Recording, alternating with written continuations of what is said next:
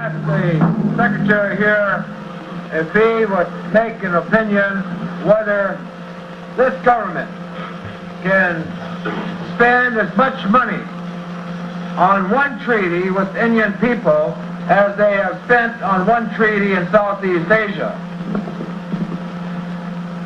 I would say, from what I've read... I picked up some old stuff that the universities didn't want, put the stuff together, and I took it with me to the Bureau of Indian Affairs in Washington, D.C. Now, what you've seen here was the Commissioner of Indian Affairs, Dennis Banks, the leader of the American Indian Movement, and Russell Means also. Don't forget that in the last 3 years we have more than doubled the BIA budget, and that the like increases have also been made in the other agencies which deal with Indian problems. Is it true that 90% of the funds allocated to the BIA are spent on administrative costs? No. How much of a percentage is spent on administrative costs? I haven't any idea.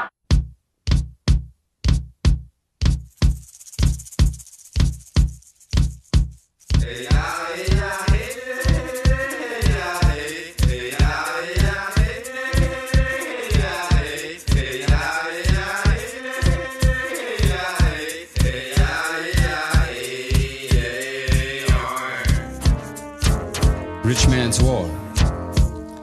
Industrial streets. Class lines, money talks. Turning language to paper pieces. Rich man's war. Free man society. Raging, violent insecurity. Nuclear man, nuclear woman, unclear how to act. Rich man's war. Pershings cruising Europe. America, Russia. Governmental nuclear views. Industrial allies cutting the world as though they cannot see blood flowing. Rich man's war.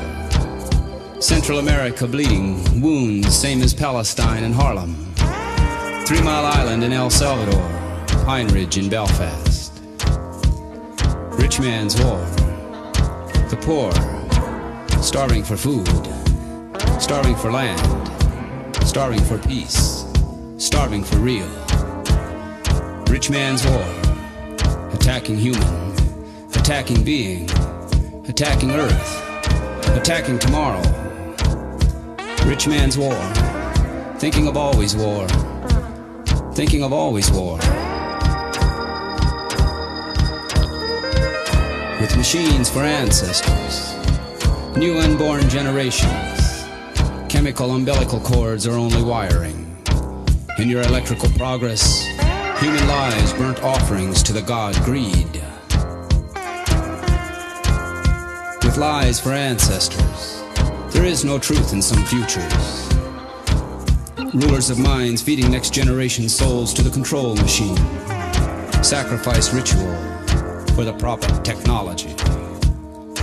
With isolation for ancestors, there's only the present, bought by the credit material uses. Forging chains binding you to destruction. Compliments of your deities, the industrial priest.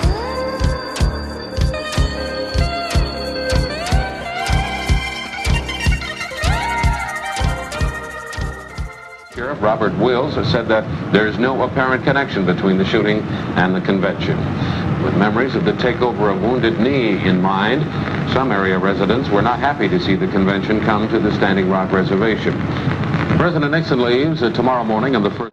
If you have any question about what workshop you're supposed to attend, you can either come up to this table or in a few minutes we'll have posted on the bulletin board at the media office where the workshops are taking. I found in using this kind of equipment that Indian people had a new form of communications, a new tool, a weapon of information.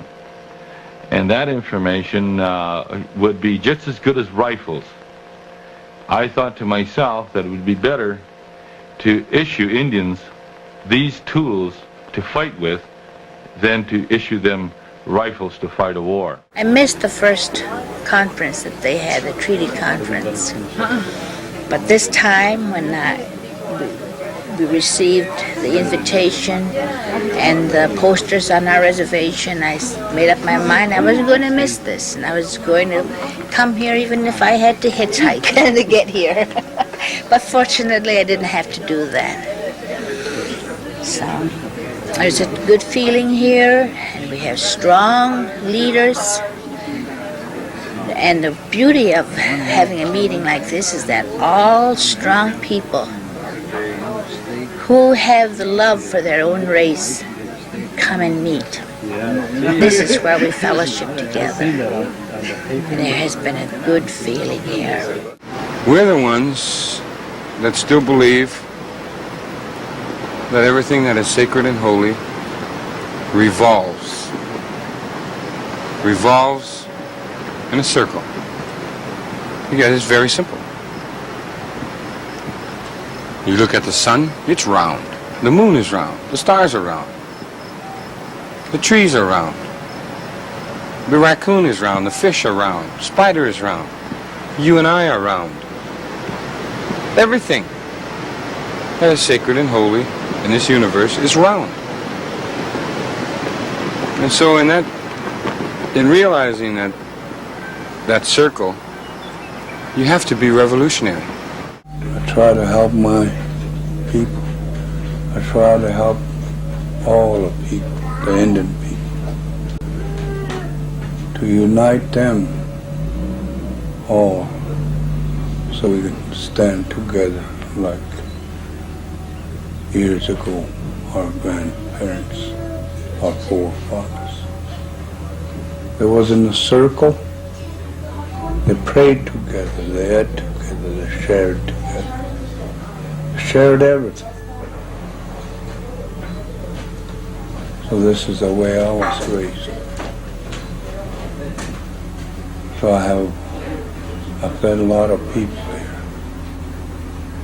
I don't care who they are, they come in, feed them. And I bought this place, and I looked around, and before I bought it, I come down here, and there's a beautiful for Sundance. So I bought this place, and I told my family, I said, I'm gonna have a Sundance here. I have a lot of children, but my heart is for my people, I guess. So not just my people, but for every tribe, Indian tribe. I try to unite the Indian tribe in this Western Hemisphere. And I wanted to travel this year as much tribe, people as I could, but I'm a poor man. I haven't got the money to travel. But I'll get to them some way, someday. Christopher means Christ giver. Columbus means colonizer. He set sail to the west, thinking that the world was half the size it really was. And he landed in the Caribbean islands. And when he came to the Caribbean islands, he came seeking two things. He came seeking wealth, and he came seeking power. And the first thing that he saw on the Caribbean islands when he landed was he saw those native people walking about on those islands. And before he even thought of the spices and the gold and those other things, the first entry that's in his journals, as he's looking about on that island they call Guinea, the first thing that he sees, the Indians, the first thought in his mind, slaves. I think sometimes it's an interesting thing that we send our children to the schools to learn about the white man's ways, to learn the white man's tradition. I'd like to tell some of that tradition, the tradition of the people from Europe, because I think we need to know. We need to understand a little bit about what those people who are coming here is very hard. You have to look very carefully to find out what he's thinking, where his thinking comes from.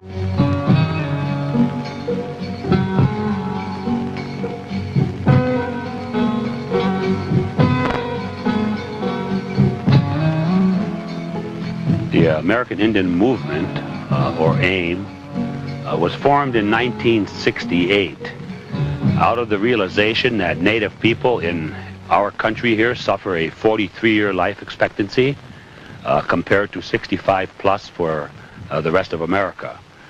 Recognizing that the infant mortality rate amongst Indian people is 5 times the national average. This brought about because of inadequate health care provided on the reservation, legal responsibilities spelled out in treaties never being met. Education, average education per Indian person is 5 years or less, and again, contrary to a legal responsibility that the government of the United States has, as spelled out in various treaties. When we see suicide rates in excess of 20 times the national average, when we see substandard, inadequate housing provided on the reservations for our people, when we continue to see the gross injustices in the courts of America were contributing to a fact that the prisons of America are populated by 20, 30, 40% Native people, even though we represent 1/2 of 1% of total population. When we see these kinds of conditions in 1968, the American Indian Movement formed by Indian people, decisions made by Indian people to bring about corrective changes in American society, and in doing so, then bringing about corrective changes for Indian people and all mankind. One thing we have to understand is that the American Indian Movement is first a spiritual movement. It is said that many are cleansing themselves from within. Many have returned to the old religions of our tribes, the traditional religions of our tribes, away from the confused notions of white civilization that has made us slaves of our unguided lives, and consequently bringing about the total destruction of our civilization, or efforts to totally destroy us. This has not happened. By virtue of the fact that it's a traditional spiritual movement first, and then a political movement second, all tribes have rallied around the American Indian Movement. We have, and it's estimated that 90 to 95% of the total population of close to 1 million Native people in the United States totally support the American Indian Movement. It is said that in Canada we are gaining strong support. It is said that throughout Mexico, throughout Central South America,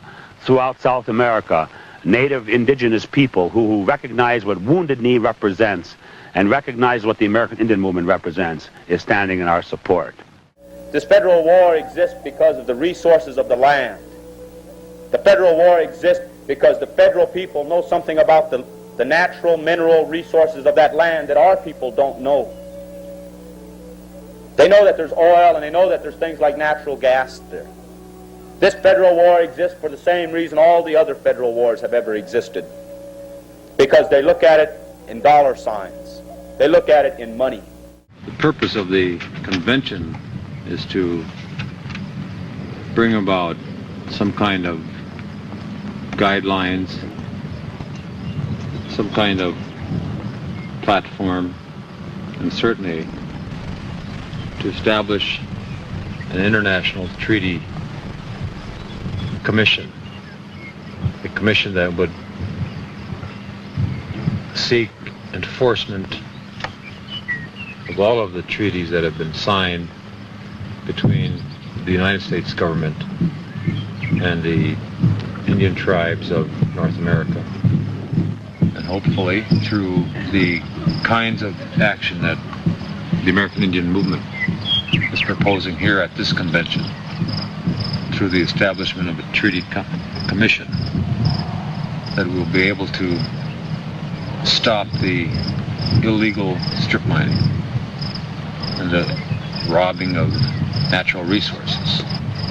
In the past 15 months, we've seen examples of where Indian people are saying that is not so. And because there have been a non-enforcement of the treaties, this is what led to the assumption that the United States government could violate at their whim, violate any time that they wanted to, the articles of the treaties, the articles of contracts, the articles of agreements that have been established between Indian tribes and commissioners, agents, senators, congressmen, generals, colonels, but agents responsible to the United States government.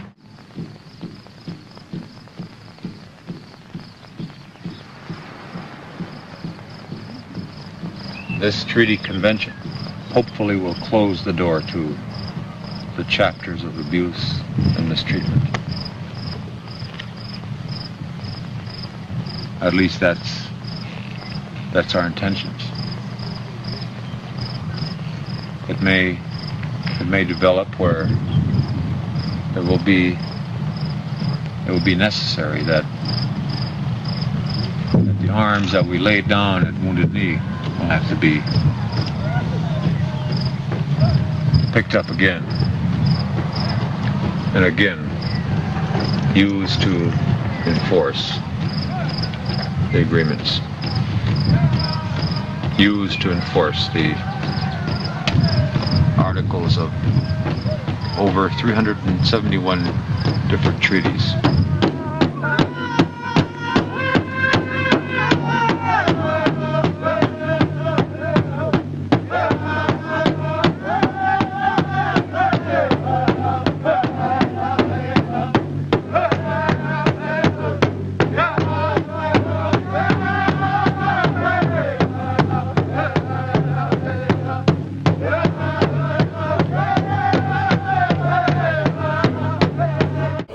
But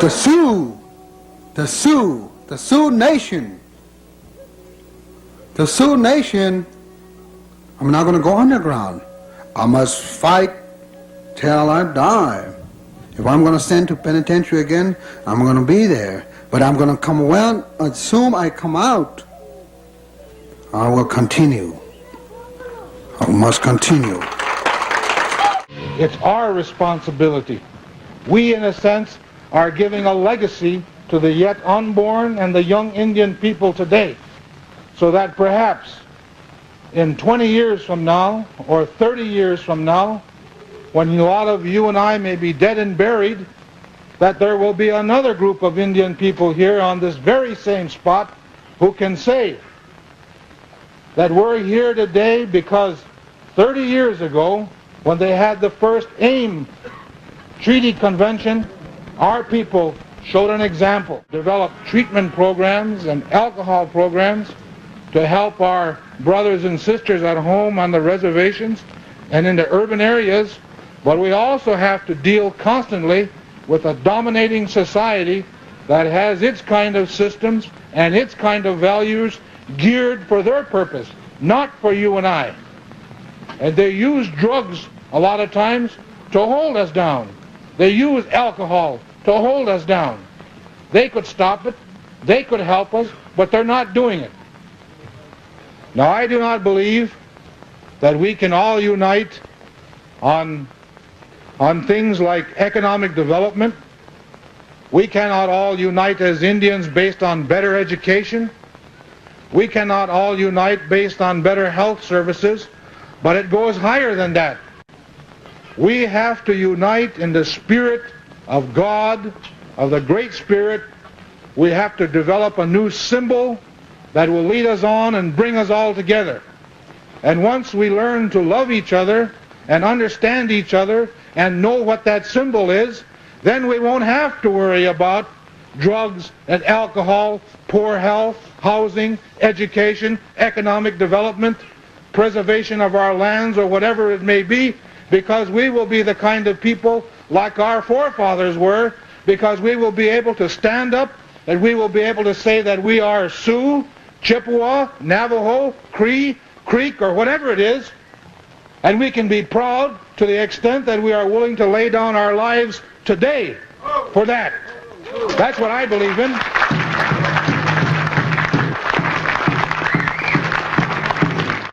We all have a thorn in our feet. It's we ourselves have to bend down and pull it, or else the pain is going to be with us forever. We ourselves have to do it. It's not easy. It's never easy. Just like the brother pointed out, the forces against us are full-time. They have the resources which they have taken away from our land. And they use those resources to permanently cripple us, our dignity, our ability to act for ourselves. But there is only one thing they cannot take away from us. That is us, our minds. Once we have accepted it up here, once we have accepted that we shall be free, it's a matter of time. It is a matter of time. 10 years, 20 years, 50 years, we are going to be free. Nothing can stop us. Nothing can stop us. We start being free by feeling that way, that ability to be free, and the means shall be found. You look around the world, and you'll see that other idea is still there too. That idea that there's a difference between darkness and light, that there are barbarian and civilized people. And at this time there was a man in the University of Salamanca in Spain, and his name was Sepulveda. He said that the Indian people who live on North America are not real people, that they are not human beings. They do not follow the Christian way, that they are dark, that they do not educate their children in the way that we do. They fit Aristotle's concept of a natural slave. They are born to serve us. Again and again, the just war. Send their people over into our territories, create a frontier. Send the worst of their people to contact with the Indians. And when there's a fight, justify the war as an act of aggression. Claim their territory, sell it from them, and when your settlers move into their area and the Indians respond to that, destroy the Indians. And these little ones that they're going to learn so they could continue. These are very important symbols that we have, we must continue. Right behind you, when you look back, the white man standing right there. Remember, he's a very dangerous man. He's waiting for you to trip. And he's waiting to you to trip to assault the universe. That you are a part of this nature. So you must walk. You must walk in a very sacred way. And these are very important. We never had two masters. We only have one master, grandfather. But since the United States government come to this Western Hemisphere, we have two masters. So we are confused who to believe, what to believe. But remember, we was born to be a red man. And we was born to be a nation. The only two places in the Constitution. One point it says Indians not taxed, and then the other point it says they will direct the commerce, I believe. Congress can has jurisdiction over commerce with the Indians. With the Indian. From those two places, in a later period of time from when it first started, they took the issue and they called it plenary power. And we looked up this word, plenary, and it means more than enough. It means extra. In other words, they have complete, total power, or in their interpretation of it, over us. This is how they look at it. This is how Congress has looked at it through the 1800s, which was the very worst years for the Indian nations, all the 1800s, right up to 1890. Now, they have never been challenged. Nobody's ever challenged them and said, well, where did you come from? Saying plenary. I mean, who, where does that come in the treaties? And we talk about courts. We've managed to stay out of courts. That the United States, once again, through its violence-prone attitude, its love of guns, its love of violence, will cause the shedding of blood.